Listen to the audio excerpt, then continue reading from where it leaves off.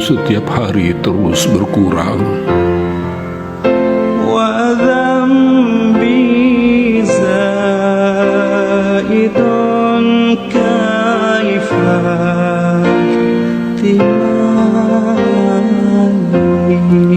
Dosaku bertambah hingga tak terbilang.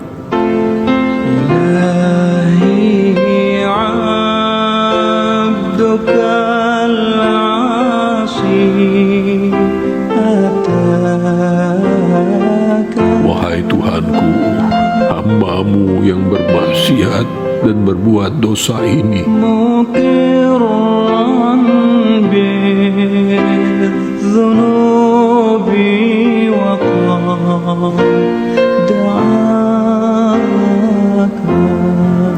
tetap datang kepadamu meminta ampun.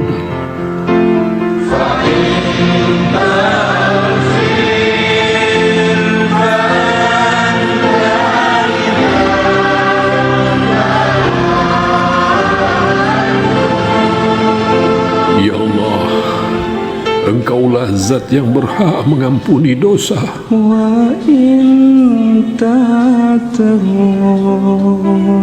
Bila Kau tolak doaku,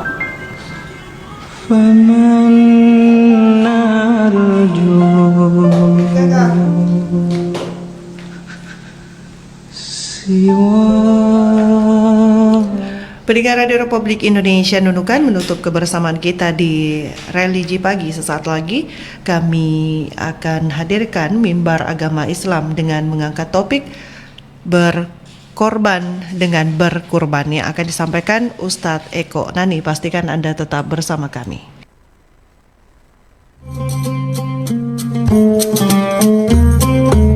Anda masih bersama kami dalam Religi Pagi.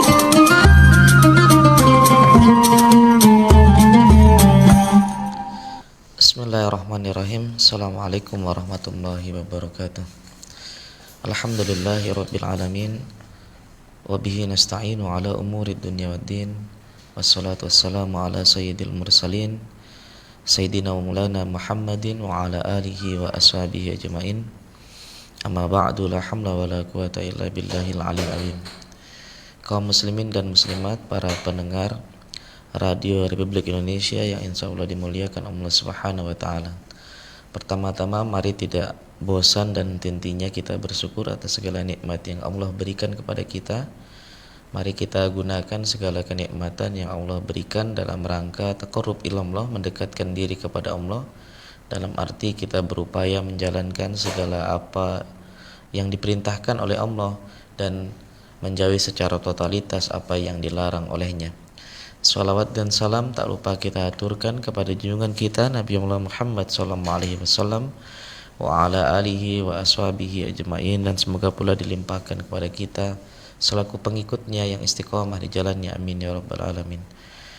Para pendengar kaum muslimin dan muslimat yang dirahmati Allah Subhanahu wa Ta'ala, mari kita terus bersyukur atas segala nikmat yang Allah berikan kepada kita, karena Allah begitu banyak memberikan nikmat terhadap apa yang ada dalam diri kita. Bukan hanya kita melihat nikmat itu dari satu segi, misalnya dari segi pendapatan gaji kita saja, tapi seluruh bagian daripada kehidupan kita, apa yang kita rasakan, apa yang kita nikmati, itulah nikmat Allah yang sesungguhnya. Maka wajar kalau disampaikan oleh Allah dalam Al-Quran, Allah itu telah memberikan begitu banyak kenikmatan terhadap diri kita, apa yang mungkin tidak kita minta tapi Allah memberikannya. Di dalam salah satu surat disebutkan, yaitu Quran surat Al-Kautsar ayat 1, Allah Subhanahu wa Ta'ala berfirman, Inna a'tainakal kautsar, sesungguhnya kami, kata Allah, telah memberikan kamu nikmat yang banyak. Kemudian nikmat yang banyak inilah yang kemudian harusnya menjadi bagian dari diri kita untuk terus bisa mendekatkan diri kepada Allah. Artinya nikmat yang banyak itu menjadi sarana bagi kita agar kita terus bisa menjadi hamba yang terbaik di hadapan Allah, tentu dengan beribadah, melakukan amal soleh dan perbuatan-perbuatan baik yang lainnya. Nah, salah satu di antara upaya kita dari nikmat yang banyak yang Allah berikan itu adalah dengan mengerjakan perintahnya atau anjuran-anjuran yang berkenaan dengan upaya kita untuk senantiasa mendekatkan diri kepada Allah Subhanahu wa taala. Bagaimana caranya? Dalam Quran surat Al-Kautsar sebagai kelanjutan daripada surat Al-Kautsar ayat 1 yaitu ayat 2 disebutkan cara untuk mendekatkan diri kepada Allah adalah fasalli lirabbika wanhar. Maka salatlah karena Tuhanmu, wanhar dan berkurbanlah. Dua ibadah ini, salat dan kurban, merupakan cara kita agar membangun konektivitas kedekatan kita kepada Allah dengan ibadah-ibadah yang wajib maupun ibadah-ibadah yang sunnah. Para pendengar kaum muslimin dan muslimat yang dirahmati Allah Subhanahu wa taala, oleh karena itu dari ayat kedua surat Al-Kautsar ini ada pelajaran yang bisa kita petik dalam rangka untuk mendekatkan diri kepada Allah Subhanahu wa taala. Yang pertama adalah kita diperintahkan untuk sholat. Nah, sholat ini merupakan kewajiban kita, kemudian rutinitas kita, bahkan kebutuhan kita dalam hidup sehari-hari, yang waktu pelaksanaan diatur sebanyak 5 kali sehari semalam. Sholat ini merupakan upaya seorang hamba agar terus bisa mendekatkan diri kepada Allah. Ada mulai dari sholat subuh, zuhur, asar, maghrib hingga isya. Seorang hamba yang beriman kepada Allah, ketika dia bangun dari tidurnya, dia melaksanakan sholat, maka dia mendekatkan diri kepada Allah ketika dia baru bangun tidur. Kemudian di sela-sela pekerjaannya di siang hari ada sholat duhur yang menjadi konektivitas seorang hamba untuk dekat kepada Robnya. Kemudian di sore hari misalnya orang pulang dari pekerjaannya, maka dia pun diperintahkan untuk sholat asar. Di awal malam dan di waktu malam ada sholat maghrib dan isya sebagai upaya untuk terus bisa mendekatkan diri dan membangun konektivitas kedekatan kepada Allah Subhanahu wa taala. Yang kedua, sebagai wujud syukur kita dan media syukur itu dijadikan sebagai bernilai kedekatan di sisi Allah adalah dengan melakukan kurban. Nah, kurban ini adalah ibadah tahunan ya, yang dikerjakan hanya pada bulan Zulhijjah yang sebagaimana kita hadapin sekarang ini, dimulai dengan tanggal 10 Zulhijjah atau yang kita kenal dengan istilah Idul Adha, ya, hari raya kurban, kemudian dapat dilanjutkan pada 3 hari berikutnya yaitu hari Tasyrik 11, 12 dan 13 Zulhijjah. Kurban sendiri sebenarnya maknanya adalah upaya seorang hamba untuk mendekatkan diri kepada Allah Subhanahu wa taala, karena kurban itu bahasa Arab yang diambil dari kata qaruba yaqrubu kurban yang maknanya adalah dekat. Maka sebenarnya ibadah kurban ini harusnya mendekatkan seorang hamba kepada Allah Subhanahu wa taala, karena sejatinya memang ketika seorang itu berkurban, dia dituntut untuk berkorban terhadap harta yang dia miliki, kelebihan yang dia punya, untuk dipersembahkan dalam rangka ibadah kepada Allah, dan itu akan berefek kepada kehidupan lingkungan sosial orang yang melaksanakannya. Karena memang kurban itu tidak hanya berkaitan dengan ibadah-ibadah yang bersifat ritual saja, tapi memang ada nilai-nilai ibadah sosial di dalamnya.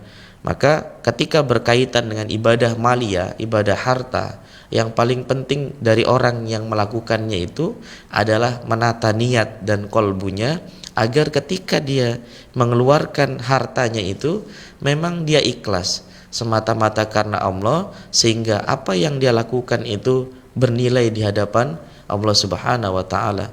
Jangan sampai kemudian ibadah maliyah, ibadah harta itu dicampuri oleh niatan-niatan yang bukan karena lillahi ta'ala. Misalnya ada orang berkurban tapi karena hanya pengen mendapatkan sebutan sebagai seorang dermawan, atau pengen mendapatkan pujian, atau pengen dianggap memiliki kemampuan dari orang yang lainnya. Maka niatan-niatan yang bisa merusak kedekatan kita kepada Allah ini harus kita hindari. Kita niatkan kurban kita semata-mata karena Allah Subhanahu wa taala. Dari harta yang kita korbankan tentu dalam kepemilikan atau penjagaan kita untuk bisa digunakan dalam rangka untuk mendekatkan diri kepada Allah Subhanahu wa taala. Para pendengar kaum muslimin dan muslimat yang dirahmati Allah Subhanahu wa taala, menyembelih hewan kurban itu kalau kita baca dalam kajian fikih menurut Imam Malik dan Imam Asy-Syafi'i bahwa hukumnya adalah sangat dianjurkan, atau dalam istilah fikih itu disebut dengan sunnah muakkad, artinya kesunahan yang memang memiliki nilai mendekati kewajiban walaupun bukan wajib, tapi memang memiliki nilai yang sangat dianjurkan dalam agama. Adapun Imam Abu Hanifah memiliki pendapat bahwa orang yang memiliki kemampuan kemudian dia dalam keadaan mukim atau tidak berpergian, maka orang yang punya kemampuan itu diwajibkan untuk melaksanakan kurban. Nah, ini perbedaan pendapat di kalangan ulama. Kalau kita lihat apa yang dilakukan oleh baginda Nabi Muhammad SAW, bahwa beliau itu ketika disyariatkan untuknya berkurban, maka setiap tahun beliau melaksanakan kurban sampai kemudian beliau wafat. Nah, maka apa yang dilakukan Nabi ini menjadi pedoman bagi kita, petunjuk bahwa ibadah kurban ini adalah ibadah yang senantiasa dilaksanakan Nabi dalam kehidupannya, menjadi anjuran yang penting bagi orang yang memiliki kemampuan tentunya untuk melaksanakannya dengan melaksanakan kurban sesuai dengan kemampuannya tentu. Maka disinilah kesunahan-kesunahan itu memiliki pengaruh terhadap diri seseorang. Misalnya kalau kita baca dalam apa yang disampaikan oleh hadis Sayyidatuna Aisyah radhiyallahu anha terkait dengan keutamaan orang yang melaksanakan ibadah kurban ini. Dalam hadis yang diriwayatkan oleh Imam At-Tirmidzi dan Ibnu Majah dikatakan ma'amila adamiyun min amalin yauman nahri ahabba ilallahi min ihraqid dam. Tidak ada satu amalan yang dikerjakan oleh anak Adam atau manusia itu pada hari raya Idul Adha yang lebih dicintai oleh Allah daripada menyembelih hewan kurban. Innaha la ta'ti yaumal qiyamati biquruniha wa asy'ariha wa adlafiha. Hewan yang dikurbankan itu nanti pada hari kiamat menurut hadis ini akan datang dengan tanduk-tanduknya, dengan bulu-bulunya dan kuku-kuku kakinya. Wa anna dama la yaqa'u minallahi bimakanin qabla an yaqa'u minal ard. Dan darah hewan yang disembelih itu akan sampai kepada Allah sebelum menetes ke tanah. Fatibu biha nafsan, karenanya lapangkan jiwamu untuk bisa melakukannya. Para pendengar kaum muslimin dan muslimat yang dirahmati Allah Subhanahu wa taala, kemudian di samping hadis itu memang ada keutamaan-keutamaan lainnya, bahwa ibadah kurban yang dilaksanakan seseorang itu sesungguhnya memiliki dimensi vertikal dan dimensi horizontal. Dimensi vertikalnya karena ini adalah perintah Allah, dan ketika kita melaksanakan itu karena Allah, maka itu dimensi vertikalnya. Artinya orang yang berkurban itu mendekatkan diri kepada Allah Subhanahu wa taala dengan ibadah yang dikerjakan, qaribun minallah. Dia dekat dari Allah atau dekat dengan Allah. Kemudian di samping membangun dimensi vertikal, ada dimensi horizontalnya. Dia juga membangun kedekatan dengan sesama manusia, karena orang yang berkurban itu hasil kurbannya itu akan dibagikan kepada orang-orang yang ada di sekelilingnya. Termasuk ini bagian dari upaya kita membangun nilai-nilai solidaritas, membangun nilai-nilai kepedulian, dan membangun nilai-nilai kasih sayang di antara sesama manusia dengan berbagi ketika kita memiliki kemampuan. Kebahagiaan kita terhadap apa yang kita miliki, apa kelebihan harta kita, kemudian membagikan kepada orang lain adalah kebahagiaan yang tidak hanya harusnya mendapatkan kebahagiaan secara sementara di dunia, tapi itu akan menjadi kebahagiaan yang kekal di akhirat kelak. Karena sejatinya seorang mukmin itu akan merasa bahagia manakala dia membagikan kebahagiaannya, dia men-share kebahagiaannya kepada orang lain, agar orang lain pun turut berbahagia terhadap kebahagiaan yang dia miliki. Ini sama seperti hadis menyatakan orang mukmin itu seperti kalbunyan yashuddu ba'du ba'dan. Ya, antara orang mukmin yang satu dengan yang lainnya itu seperti bangunan yang saling menguatkan antara satu dengan yang lainnya. Oleh karena itu, dengan kurban ini menjadi wujud nyata dari seseorang atau tingkah laku seorang mukmin agar dapat membangun nilai-nilai kasih sayang dan kepedulian dalam kehidupan yang berdampingan di tengah-tengah kehidupan masyarakat. Para pendengar kaum muslimin dan muslimat yang dirahmati Allah Subhanahu wa taala, dengan agungnya begitu bernilai syarat maknanya ibadah kurban yang dilakukan oleh seseorang, maka sudah selayaknya lah kita yang memiliki kemampuan, kelebihan harta untuk berusaha dalam rangka mewujudkan aktivitas ibadah yang bernilai kedekatan kita kepada Allah Subhanahu wa taala. Tentu dalam hal ini kita ingin supaya Allah Subhanahu wa taala menurunkan rahmah, karena kita mencontoh apa yang dilakukan oleh baginda Nabi, yaitu ketika kita memiliki kelebihan harta, memiliki kemampuan, maka kita berupaya untuk mendekatkan diri kepada Allah dengan salah satunya adalah ibadah kurban. Tapi kalau kemudian kita memiliki banyak harta, kemudian enggan untuk melaksanakan hal-hal yang berkaitan dengan kedekatan diri kita kepada Allah Subhanahu wa taala, maka kita khawatir kita tidak mendapatkan rahmah, tidak mendapatkan kasih sayang, justru kita mendapatkan sesuatu yang sebaliknya, kebencian di sisi Allah, kufur nikmat terhadap nikmat yang diberikan. Jangan sampai kita sebagaimana yang disebutkan dalam Quran surat Al-Kautsar ayat 3, inna syani'aka huwal abtar, sesungguhnya orang-orang yang membencimu adalah yang terputus daripada rahmat Allah Subhanahu wa taala. Maka kita menginginkan setiap kita memiliki sesuatu dalam kehidupan ini, apapun yang Allah anugerahkan kepada kita, itu semua bernilai ibadah dan kedekatan diri kepada Allah Subhanahu wa taala, sehingga itu menjadi sesuatu yang kekal di hadapan Allah dan kita mendapatkan kebaikan dari apa yang kita miliki tentunya.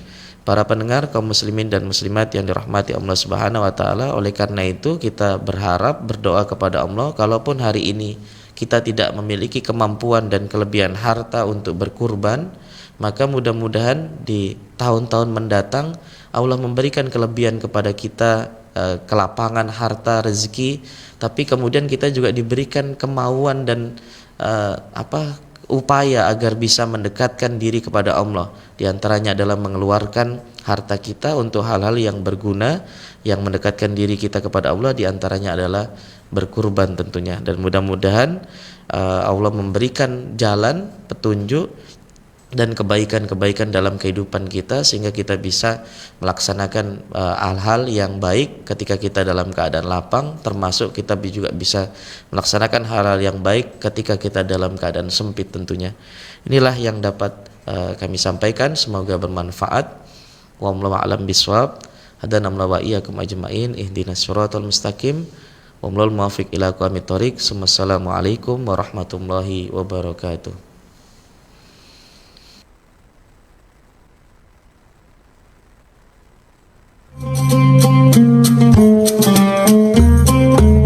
Anda masih bersama kami dalam Religi Pagi.